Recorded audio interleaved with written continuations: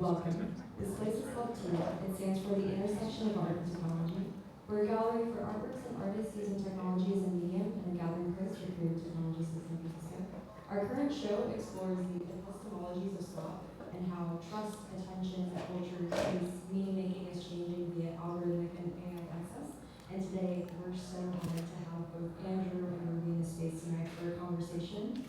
Ruby Justice Thelot is a designer, artist, and cyberethnographer based in New York City. He's a professor of design and media studies at NYU.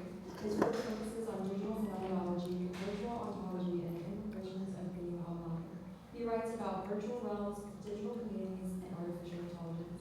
Andrew McLuhan is the director of the McLuhan Institute, founded in 2017 to continue the work of Marshall and Eric McLuhan in exploring the relationship between culture, media, and technology. The grandson of Marshall McLuhan and son of Eric McLuhan, Andrew spent over a decade studying and traveling alongside his father before continuing the family's work following Eric's passing in 2018. He's lectured internationally at universities, advised organizations, led workshops and courses, including the Understanding Media Intensive at Gray Area since 2020, and is known for documenting Marshall McLuhan's annotated library, now preserved at the Thomas Fisher Rare Book Library and recognized by UNESCO Memory of the World Register. Please join me in welcoming Andrew McLuhan.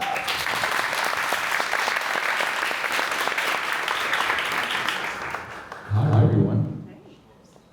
Thank you for being here. This is my second time speaking about Slop in San Francisco, and every time it's sold out. So I'm impressed by the crowd this topic draws. For those of you who don't know my work, I am a so-called sloptimist, meaning that I embrace the liberatory powers of slop. And I'll give you the rundown, the TLDR of my overall ideas on slop. And then Andrew's gonna go and then we'll have a nice conversation, and if you have any questions, save them for the end. Now, if you were here for a taxonomy of slop at DOG in February or March here in SF, you may have heard some of these things, but I'll expand on them now with some more diagrams.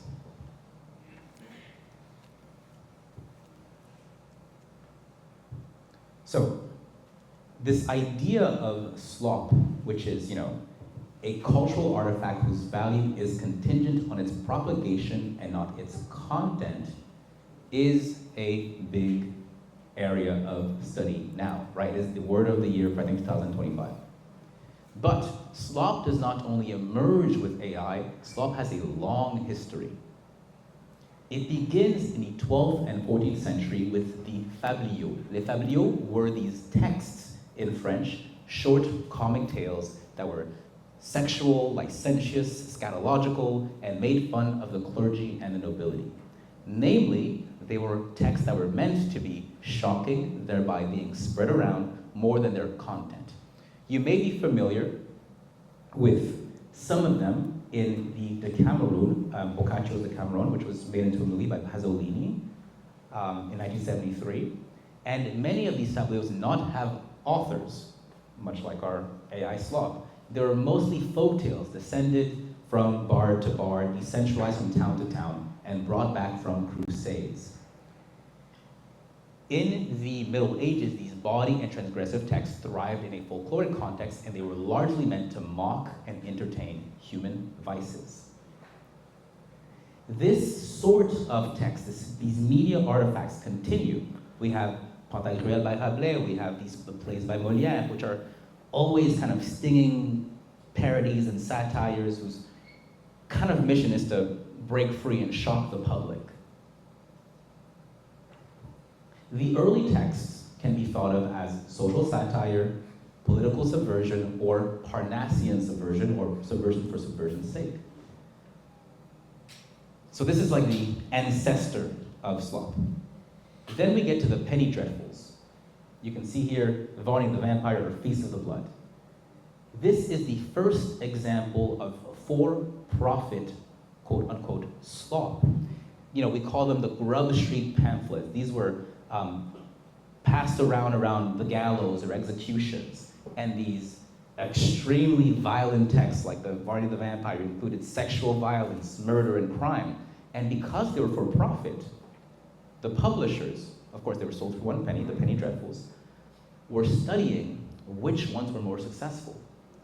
And this is the first moment when you start to have this concept that's very important, which Matt Klein calls audience capture. Specifically, the penny dreadfuls were mass market and frequent.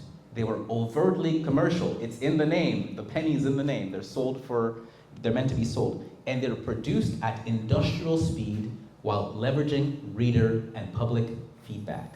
And now, you see here the initial physics of slop kind of be initiated. Of course, in the 20th century, we've seen like the Grindhouse films, a movie like Snuff, if you remember that, where allegedly there was a real murder, and of course the shock, the dissemination, the success commercially is more important than the actual content of the film. So we see some examples in the 20th century as well. But of course, this is most visible in the age of social media. So this is what I call the 4 stages of posting. We begin in Web 2.0 with, of course, posting to friends. It's human to human, very simply. And as the platforms grow, and as we get followers over our digital Dunbar number, if you will, the friends become followers, and suddenly they become an audience. The audience is interesting because the audience is not just the people in your family, people at work, people in your network. These are people who have expectations about the kind of things you post. And you can notice very clearly when they like or dislike things. This process is what Matt Klein, of course, calls audience capture. If my followers like when I make funny videos, I will make more funny videos. Now, there's a shift from the quote-unquote sort of chronological timeline of the early Instagram to the algorithmic timeline, whereby the human content creator is not only concerned with making content for their audience, but also they must pass a gatekeeper, which is a little bit unscrutable, a little bit sibylline. You don't quite know what it wants, but that's the algorithm. And suddenly, you're posting for a mixture of audience and algorithm. You want to pass the gate. Maybe you want to show your face because the algorithm knows that it's going to be popular. If you've seen the Mr. Beast videos with the thumbnails on YouTube, like the big smile, that's supposed to get past the algorithm, and then the people watch the videos and they stay because the content itself is, of course, highly engaging.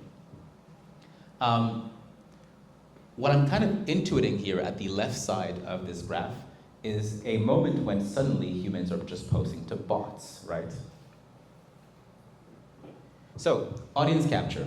Creators make things for themselves, then they get popular, they get an audience. The platform tells them what the audience likes. There are clear, quantifiable metrics for this. Likes, reposts, reshares, saves. And suddenly, they make things that satisfy the audience and its visible, quantifiable metrics.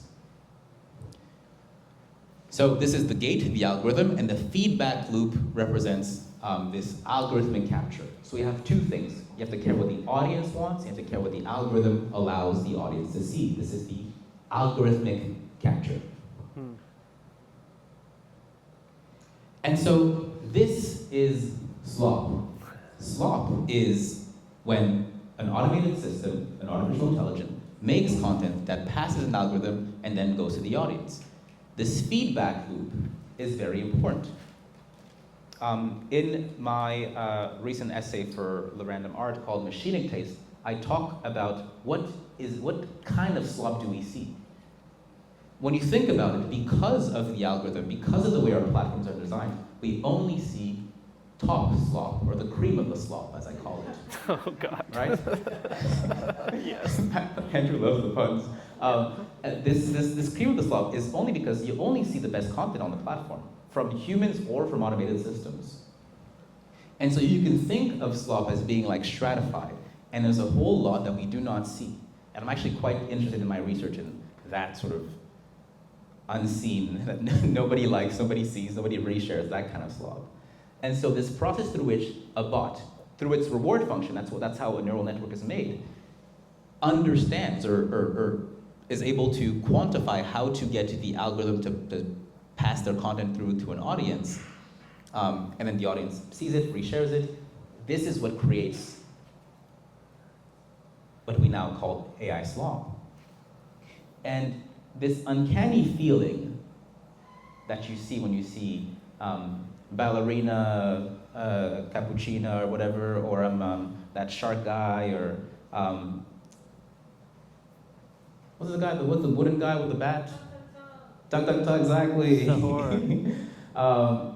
Is a slight feeling of uncanny. It's this, what Freud was called the unheimlich. Like it's suddenly we're sensing that this slop is not made for us. That the prevalence of the bots on these platforms are starting to overtake, and their taste is starting to pass through and being more expressive of the platform than our own. And that's why it's funny, but it's also a little strange, right? This feeling of the uncanny. According to Cloudflare, there's an article from this year, 2026, about 50% of internet traffic is bots. We can think of this number as like growing exponentially as token costs go lower, and there's an incentive financially to make more of these systems. And so suddenly, we may have in the future platforms that are purely bots to algorithms, all the way to bot, and the creator disappears, the audience disappears. And this is not quite slop, this is something else. This is post-slop. This is the true essence of what the machine likes. This is what I call machinic or agentic taste. And so I'll end with this. Why am I a sloptimist? Why is this a good thing? Sounds pretty bad for people who are on the platforms. But think of it this way. A lot of my research is about images. This is part of almost like a trilogy of essays that, from 2023 all the way until now, where I've been trying to understand what makes images so evil. Images are evil, images are bad because we confuse them for reality. We think of the image as not only not a model, but an actual representation of reality. And Flusser talks about this amnesia. We look at the image and we forget that we're the ones who took it. And fundamentally, all images are somewhat factitious. They're framed, they're chosen, there's a lot of decision that goes into making the image. And even if image manipulation was prominent under Stalin, if you take a look at David King's The Commissar Disappears, even if we had Photoshop for the last 20 or almost 30 years where people could edit photos, we still had this strong belief in the veracity, in the reality of images. Once we get to this point, what I call the pictorial flippening, when AI-generated images surpass human images, well, we get into a system where images are essentially free. It's what I call the treachery of the image. They exist only for themselves, and they lose all their power. The power they lose specifically is what I call necromimetics. Necromimetics is the ability for images to inflict symbolic death. Think about a perp walk image. Think about any sort of person that gets caught in doing something wrong, but we don't have the full context yet. They are symbolically dead to us. They can be canceled, if you will, if you want to use terms from Woke One. When images are defanged of the necromimetic powers because of an avalanche of slop, because of an inundation from AI-generated content, suddenly they no longer have this necromimetic power, and we are free from the tyranny of images. Thank you very much.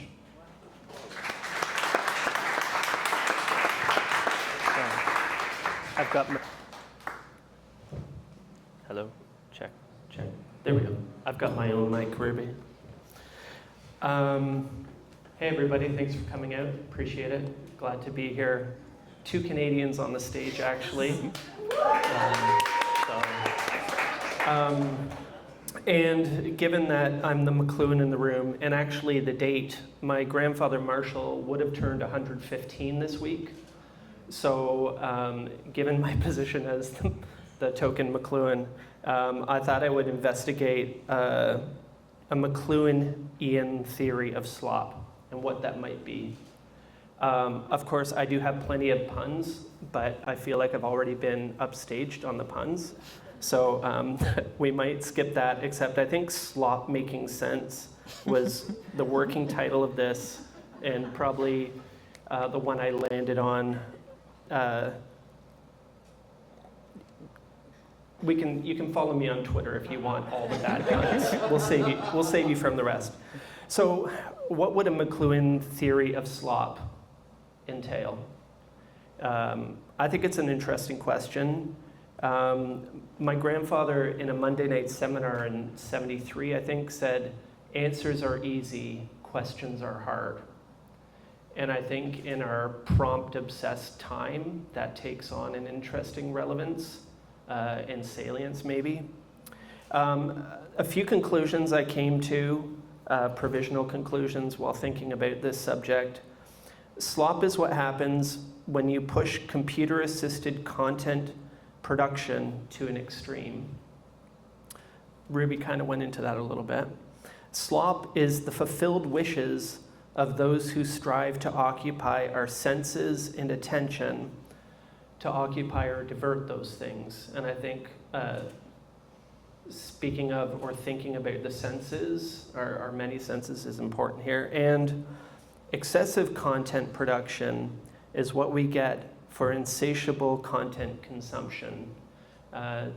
As Ruby mentioned, there's a recursion there between consumption and production, and a bit of a chicken and egg question that becomes inevitable. And so one question is, if the medium is the message, what is slop? Is it medium or message? And of course, it can be both.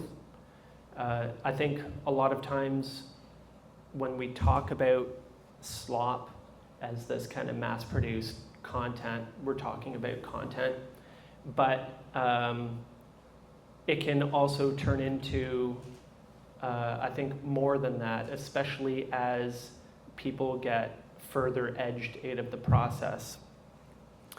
So maybe just to talk for a moment about what medium and message means. One of the best ways my grandfather explained it is he said the medium is what happens to you, and that is the message. And that's just about the most simplistic and elegant way to say that. Of course, he went on to say it in much more complicated ways for 30 or so years. But he also described a medium as an environment of services and disservices. He said that every new technology or form or technique gradually creates a new human environment, and it is this environment which is the shaping force. Environments are dynamic places, they're not static things. They move, and as his friend John Culkin said, we shape our tools, and thereafter our tools shape us, in this sense. So he says, the message of a medium is the change in scale or pace or pattern that it introduces into human affairs. And it's these changes in scale and pace and pattern that really do the heavy lifting. And sometimes people ask, well, what about the content? Like, doesn't the content matter? The content matters. The content is very important because if you read Understanding Media, the first chapter is The Medium is the Message. And he says, for content is like the juicy piece of meat carried by the burglar to distract the watchdog of the mind. Content plays a very important role, and that is basically to keep us busy. It took me a long time to really, it's a poetic statement. Most of his statements are poetic. And poetic statements aren't meant to be taken at face value so much as to be thought about, and considered, chewed over. And I never understood how the metaphor applies. Who is the burglar? What is being stolen? I don't get it. But it comes back to the sensory piece. and the scale and pace and pattern.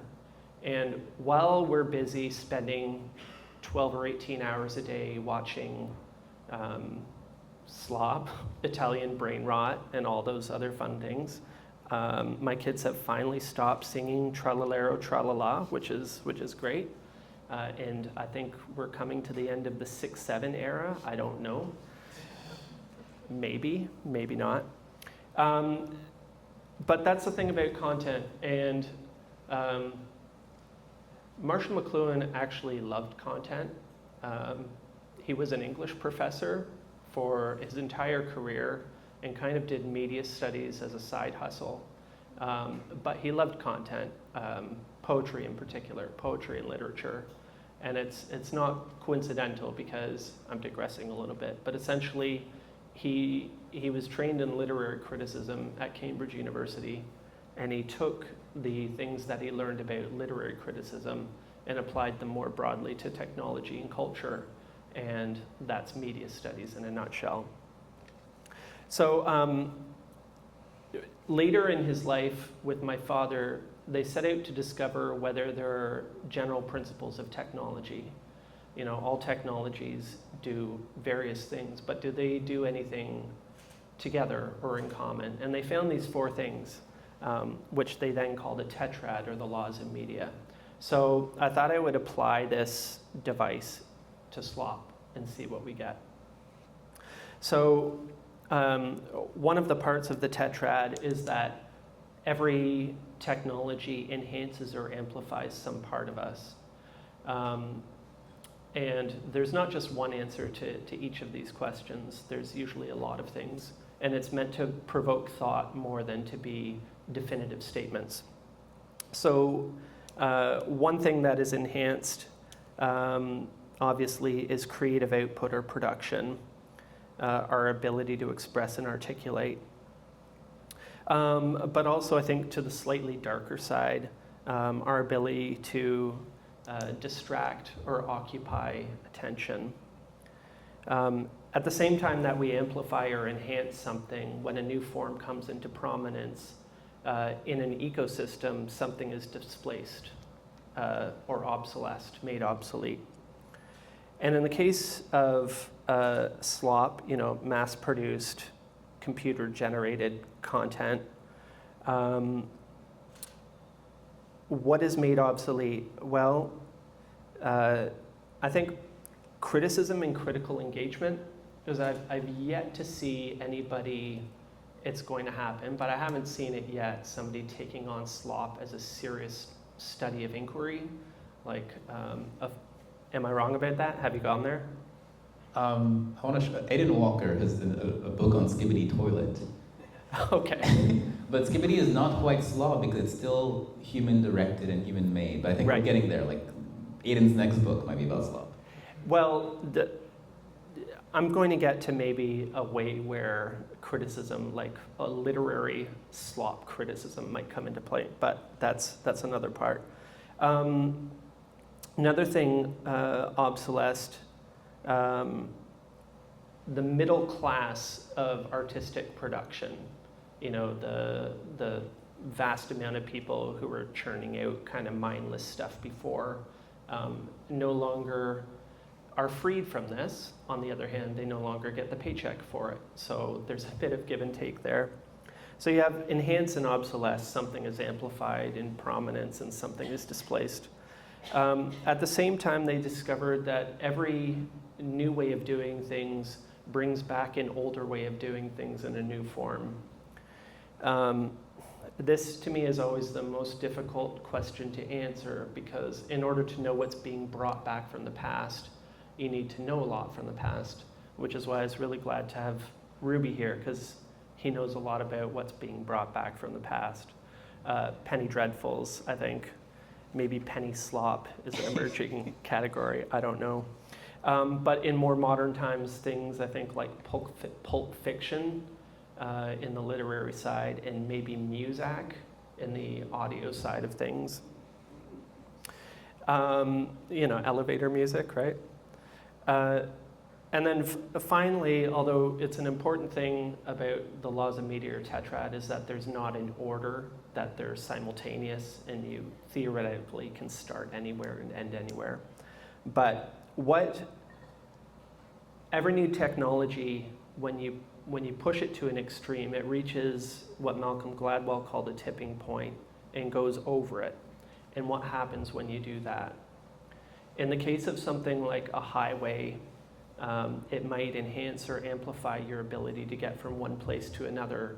But if you put too many cars on the road at the same time, you get a traffic jam and nobody's going anywhere. That's that case. So in the case of Slop, I think, well, you mentioned post-Slop, which I think might be an outcome, but one outcome could be that the consumer is consumed. And I mean that kind of in a poetic sense, but maybe not. And as I said in the beginning, Slop is what happens when you push content creation to an extreme. So Slop itself, I think, is the reversal quadrant of another tetrad on content. And something about the artificially inflated value of human certified content that I think we're already, the way that we certify organic in food, there's already a movement to certify organic in content, and that is a reaction to an overabundance of artificial things. And that's my thoughts on Slop.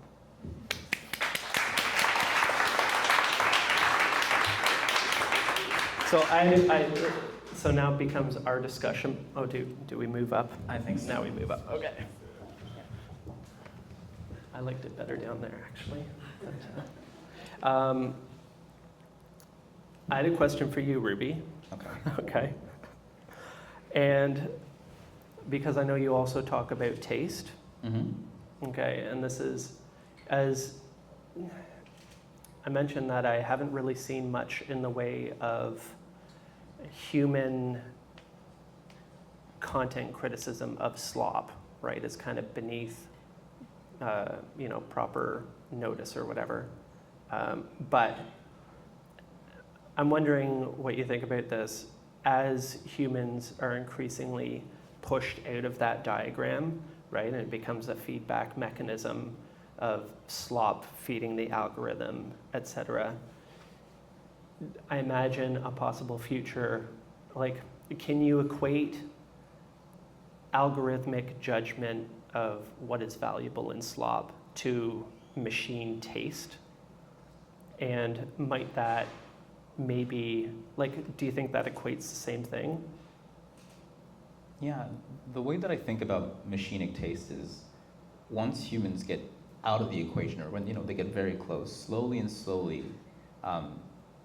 we see the divulgation of machine aesthetics, machine aesthetic proclivities. Mm-hmm. Now, I think that's interesting because I think that's novel, and it's a bit perverse. But I'm genuinely curious what these large neural networks want to see or want to make. Yeah. And I don't think that it completely obsolesces human creation. I think that can exist in its own sandbox, mm-hmm. and we can still keep on painting and making sculpture and making ballets.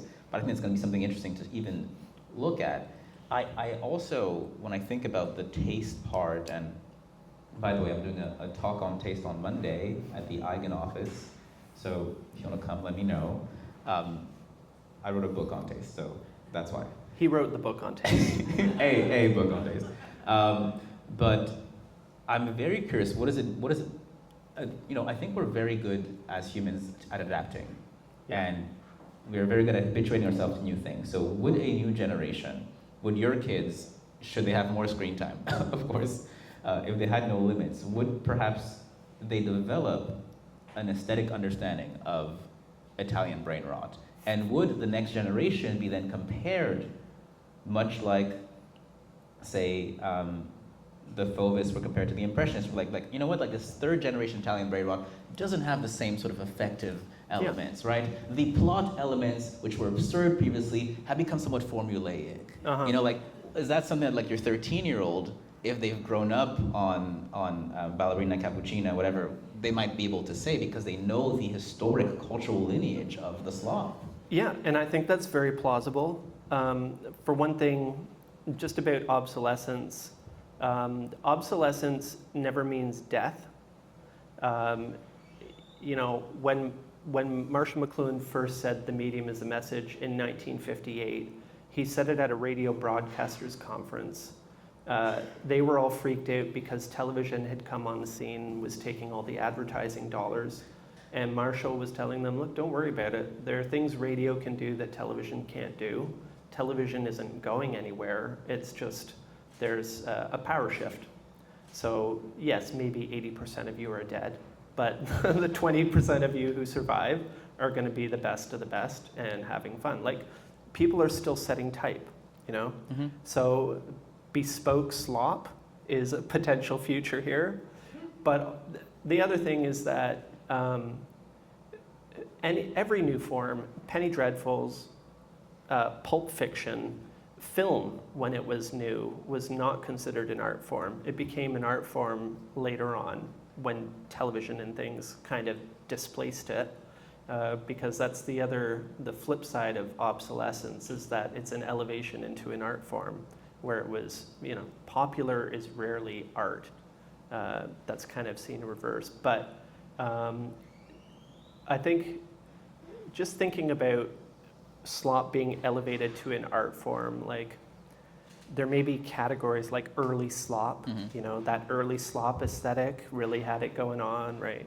Like I saw there's an art piece. I feel like Duncan over here would say right. There's the art piece here about Will Smith eating the spaghetti, you know, and even though that's not old, that's already quaint and kind of, oh, look at that, or glitch art, right? Like, I think these things are in our future, as horrific as that might seem. I have another question for you, though. Wait, let me answer this Okay. with, there was a man who was here maybe last week. His name is Daniel Keller. He's a friend of ours. And he coined sloptimism. He also coined another term called operification, which, if you Google it, means like to make into an opera. But what he meant by that is the process through which a form or a medium like film, video games, music, falls from the mainstream and becomes almost fossilized with a little bit of dynamism within a known form that's supported by a small group of ardent followers. You know? And when I think about the reversal, I think that like maybe content creation can get operified, whereby you have your Jeremy O'Harris, your Cole Escolas, your top people who are still making amazing plays, and people like myself are going to go, and we're gonna go and watch like the latest Emma Chamberlain reel, but then the rest of people won't. It's gonna be only for the crowd that still cares about that form. And once every 5 years, there's gonna be a breakout hit that, you know, like a Titanic that everyone's gonna go see because it has some kind of relationship to a previous form, right? Because Titanic refers to the movie, it refers to music, and because it has these connections, it's very legible to like the entirety of the crowd. And so I think of Slop as maybe engendering the operification of content as a contemporary media format. Okay. I'm also really interested in audience and what happens as people get further pushed out of the equation. And I've been thinking about this for a while in terms of search engine optimization, because when you have an AI assistant that you're asking the question of, and the AI assistant is searching the internet, SEO is no longer optimizing for a human, right? It's a very different ballgame. So, like this feedback loop where The algorithm is optimizing for another algorithm's engagement. To me, the best of all possible worlds, if I can put that kind of spin on it, is like they get so caught up in their own drama that they leave us out of it, and we're free to do maybe more, I hate to say higher value things, but more interesting to me anyway. Mm-hmm. Yeah, when I think about that scenario, I think about the fact that there's certain things that, unless there are clear records of it that are digitized, won't be legible to models, you know? Mm-hmm. If there's a form of enjoyment, I mean, you know, if there's a form of enjoyment that is, you know, more embodied, more bodily, then perhaps that won't be very legible, very clear to models, and so that won't be a part of the recommendation. And you know, you also have the idea that, you know, subcultures probably won't go for the hegemonic model-provided answer. They're still going to go for the, you know, what I call the tribal recommendation. You're not going to ask for the punk show tonight to ChatGPT. You're still going to go to whatever Facebook group or Instagram account that talks about that, because that won't be surfaced, at least at this moment in time, if it doesn't have enough sort of weight in the algorithm. So I see that's really happening from a subcultural standpoint. The thing I actually really love about the punk scene is they're so... So, and by the way, Andrew was in a hard punk band for many years. Yeah. There are traces of it online if you don't mind a lot of swearing and bad music, but you know. The thing I love about the punk community is like they're deliberately low or no tech in the electronic sense. They go for the tried and true tested stuff like posters on phone poles. So it's really like an if you know, you know. And I was about to say that that kind of thing is invisible to the machines, but there are so many eyes on the streets. If the cameras have good enough resolution, they can see that poster too, and maybe they can tell you. Like, I don't know if there's a way to hack that kind of depth or not. That's a weird thought. No, but you know where they can see? If you remember the dive bar bathrooms, where there might be like a, you know, go to our website or go to this, like, people want to be like, there's a, you know, maybe the dive bar bathrooms is the place where the cameras can't see. But I do think that for the most part, because you're trying to have this like average answer, you want to have that answer that the reinforcement learning by human feedback says yes to. If a person says, I want to go see a show tonight in New York, then you won't recommend the punk show, unless like that person's context window or memory is like super, super related to that specific topic. So there is a bit of, at the margins, there's a bit of, you're kind of hiding a little bit. By the way, if anybody has the inside scoop on punk shows tonight around here, let me know. I'm down.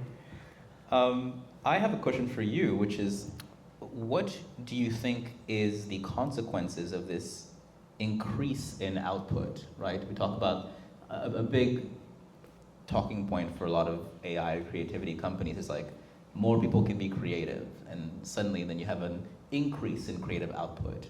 When you think about that from TETRAD or McLuhan lens, what do you think is the consequences of an increase in what would be then like AI-assisted humane creativity? Yeah, and I think this is kind of germane to the signal noise slop thing. There's a couple different ways it can go. It's like when faced with an overabundance, you can just shut down, or and I think maybe the best case scenario is that we're forced to be choosy, where choosiness is not an immediate, it's not baked into, you know, really, okay, how do I phrase this? What is the end game for all this content? Like, what do they want you to do, right? And it's about eyeballs on screens, or, you know, with maybe having you buy something at the end of it. But generally, like, it's advertising, right? So you're watching this, they can say that 12 million people are watching and they get X amount of dollars. So to that end, it doesn't matter if it's slop or not, right? It's whatever keeps you engaged. But I think there's got to, the pendulum always reaches an apex and comes back. And I think the speed at which it's hitting that barrier is increased and will either, just become utter zombies or maybe decide that we need more. I think the touch grass thing is a bit of reaction to that. It's like, it's fun to binge watch something maybe for a day or two when you've got a stomach bug, but eventually you're like, oh my God, wake me up, get me out of here.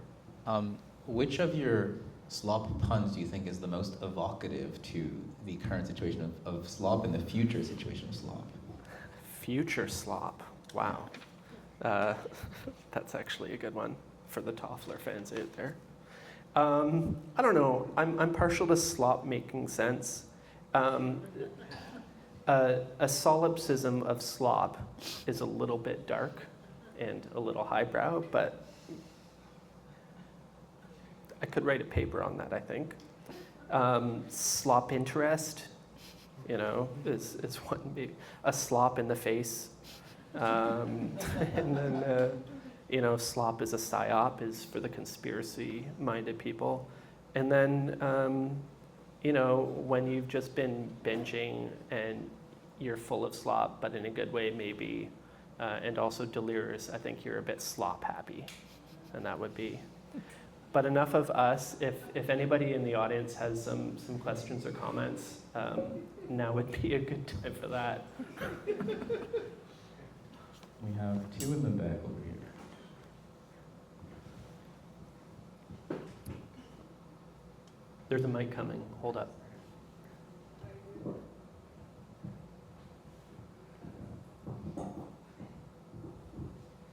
Hi, fellow Canadian here. Yes. Hey.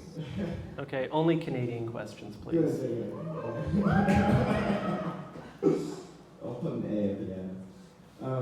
I'm curious what you guys think of the idea of the media ecosystem maturing. I think there's been this interesting idea of, traditional media has changed as you've got these new mediums or platforms, and I think we're just now seeing, things like politics, how, an understanding of how the new media ecosystems work is directly related to things like power. And I think we're already seeing things like governments actually produce and use slop. If you reference the Iran-US exchange of Lego pseudo-generated music videos.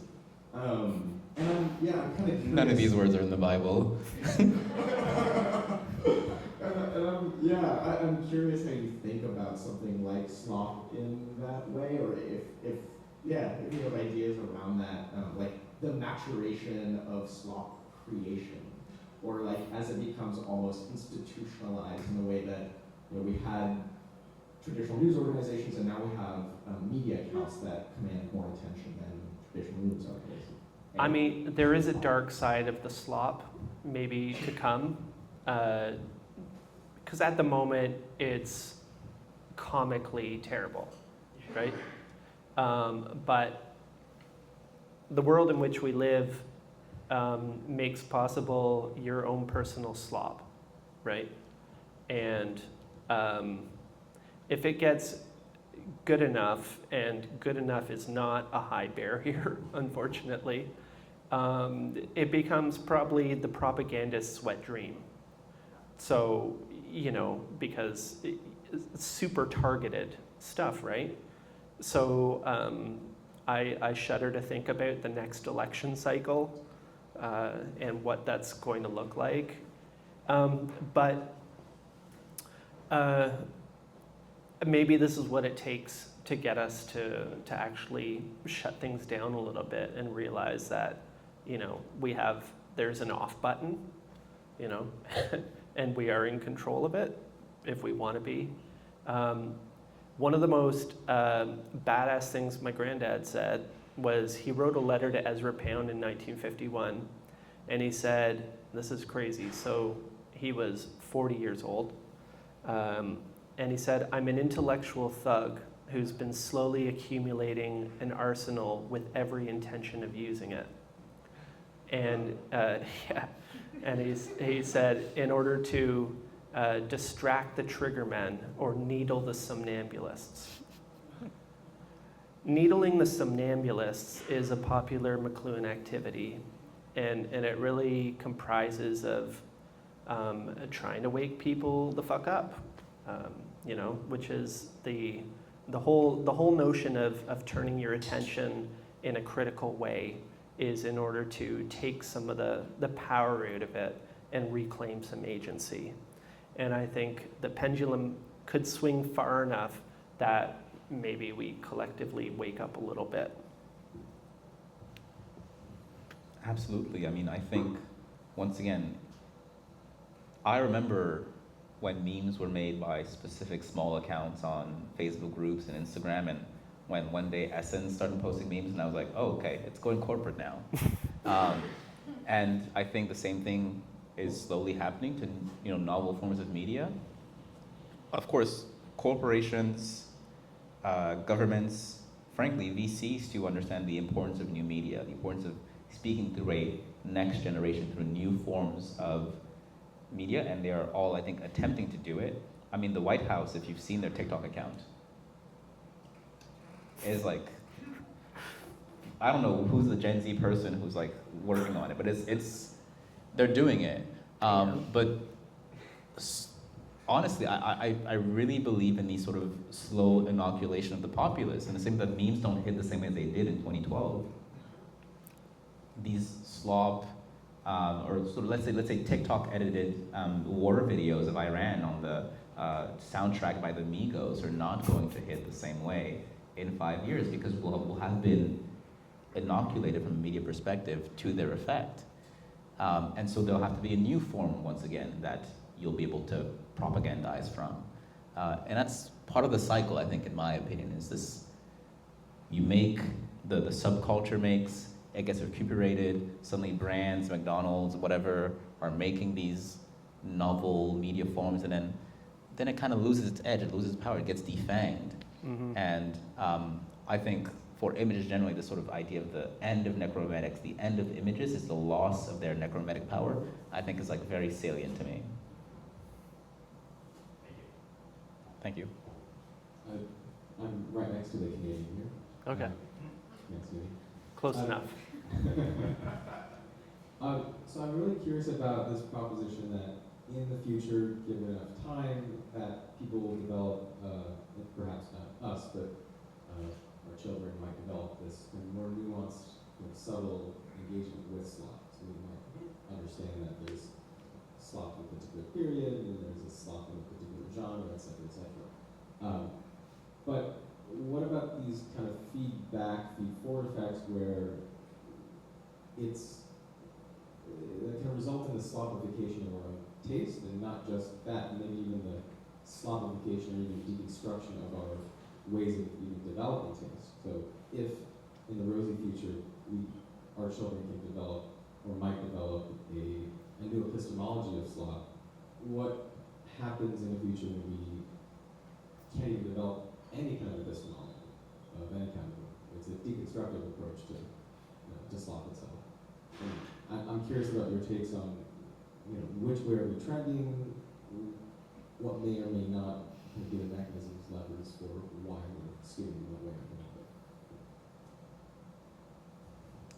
or another. I'll take the taste part of this. I mean, I am a strong believer in the audience. I think the part of my mission as an educator, as a public intellectual, is to share the things that I care about with my audience. I don't believe, as Timothée Chalamet would say, that like these are dead forms. I think we can literally bring them back. I think they have so much vigor, so much power to them, that provided with the right context, if you see, Carmen, and it's put on with, migrants in the sort of American context, it just really hits, and it has this like strong political message. it just takes like a small prelude to fully understand the power of that work. And so I think what's missing in a lot of this space is the role of who is the superior, the critic, as you were saying, right? The critic is here to contextualize, some of these works, and that is kind of missing. But luckily, nobody cares about the institutional critics anymore, and armed with our new platforms, I think we can play the role of these people who are now contextualizing these new works and bringing the necessary sort of prerequisites for the new audience to engage with them. In this whole conversation about taste, I think what's like very tough to deal with is, look, do you guys know what the #1 song in America is? Choosing Texas, exactly. What do you guys think about that song? It's cute. What? So you know Choosing Texas? Yeah. What do you think? It's fine. It's fine. Yeah. Have you guys heard that song? No. So okay, the first thing I'll say is that when I saw this, I saw the news that it had been Mariah Carey's "We Belong Together." That's a song I know, and I was like, it was the longest song by a woman on the Billboard Top 100, and I had never heard that song until last week. Really? I live in the country. Now, the question is always like, are the things that people are liking good? If they're not good, whose role is to tell them that it's not good? Now, we're lucky, because I like Choosing Texas. I think it's a lovely song.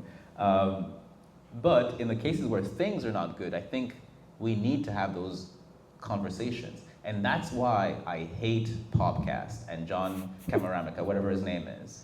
If you're listening to this, John, it's on site. Because we cannot be poptimists. We have to be honest and critical with the things that rise to the top. If it's good, like Choosing Texas, you know what? Great love song. Go ahead. If it's Department of Tortured Poets by Taylor Swift, we have to tell Taylor that it's not good. And that's our role as critics. Anyway, the New York Times has abdicated, but we can choose not to abdicate. I don't know if I can be part of this conversation anymore, living in a very Taylor Swift positive household. So I won't address that. Except to say, and my eldest son, Ezra, will be horrified that I say this, but he'll say, it's literally not that deep. Like, it's not that deep.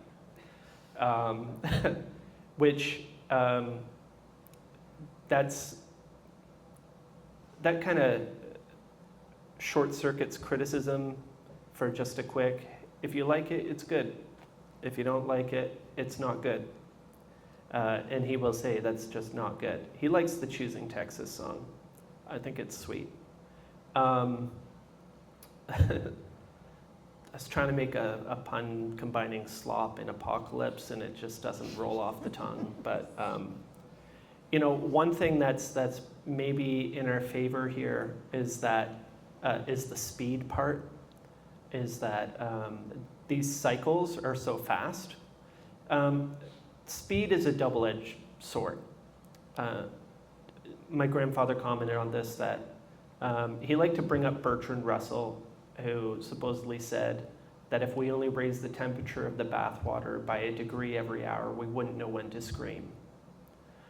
So the thing is, when things happen very slowly over a period of time, we, like evolution, we're able to adjust. When things happen very quickly, we can adjust, so it can be painful, but it also is noticeable in a way that it isn't when it happens very slowly. There's lots of examples of this kind of in pop culture narratives, even in Dune, right, where they move slowly to get around the shields and stuff. So and God, we should have a slop counter in this room for how many times that word's been used tonight. And I have a feeling we're going to get sick of talking about this really quickly. I know I almost am, which we're almost out of time, so that's a good thing. But if the slop-pocalypse, does that work? I don't know. Maybe it's here and we haven't realized it yet. But the thing I know about my kids is they're going to get bored of it and move on while we're still obsessing about whether it's a good or a bad thing. And that, to me, is a hopeful thing. Maybe we'll do one more question. I'll be quick. So there's one funny characteristic of Slop is like, no one you know likes it, but it's like very popular, right? And to the point of your chart, talking about how we can get to a place where it's bots making content for an algorithm, which is feeding back bots, and like there's closed feedback loop that doesn't really involve the audience input. One thing that's missing from that though is, where is the money coming from in that world where it's a closed loop? Because the whole thing that drives all of this is if someone has to be able to sell advertising against it. Mm-hmm. So I'd love to hear your comments on that and how that applies to what you were talking about earlier, this closed loop of robots making content for robots. Yeah, I mean, the thing is, the next best thing to reaching the consumer directly is reaching the consumer indirectly. So like the person who has the consumer's ear, right? And the best way to get somebody to buy something is on the recommendation of a friend, because there's a trust there, right? And who knows you better than your AI friend, you know, who's literally trained on all the things you like. So this is where I was going with the thinking about SEO for bots, is like, yeah, you don't even, by bypassing the consumer, you have a chance to bypass their discernment if you manage to get into their, the next best thing, which is, the person who, increasingly, I think, I've even heard about this, is people will give their AI agents like purchasing power, like give them a little budget. They know what they're into. They have $50 to spend if a book comes out that they know you'll be interested in. They just order it and it shows up. Like, that's a weird world that we might be headed to, and maybe an answer to that question. A little bit. I think there's what's that Stripe protocol, X412 or X142, VM agentic payment protocol? 402, exactly. So there is a world where like every agent has a wallet, and potentially this influences their purchasing decisions if it's the same agents, or if it's the same agents being orchestrated by like a top agent. I think it's correct to think about this like the platform in which there are 99%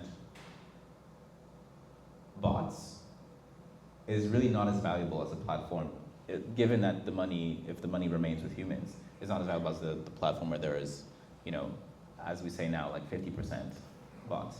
Now, I think this actually indicates a larger problem with the ad tech model, in which right now, if you are a ad buyer, if you're paying your whatever CPM you're paying, it is highly likely that you're paying for a lot of botted clicks. And it's more like this is probably happening right now at the 50% mark, and you're still paying the same CPM, versus at 99 where like maybe they'll find another way to make money. But I think the value of each of these has been diminished significantly since the last 5 years, in spite of the CPM either remaining constant or increasing over time. But you're right, who will pay for this? It costs a lot of money, a lot of tokens to make this stuff.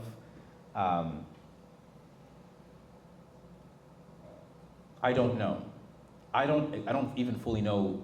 Once again, we see the top slop. Like there's a bunch of stuff that's being Top slop? Yeah, there's a bunch of stuff being produced right now that we don't see. Oh my God, are we looking at slop charts coming out? Exactly. So like bottom slop is still being produced. I don't know who's looking at that, and it still costs a lot of tokens to make these, to video generate them. So I don't know exactly what the end game is. Maybe they're using our beloved Chinese models that are cheap on tokens, and Cheap tokens. yeah. Ooh. Maybe that's it, but I don't know. It's a great question. The financials of slop would be a great next talk. Okay, well, thank you so much for coming tonight, and thanks for TIAT for hosting this discussion. And I want to say that on Saturday, we are doing my new aesthetics talk here at TIAT. So if you're interested in why there are no new aesthetics, please come.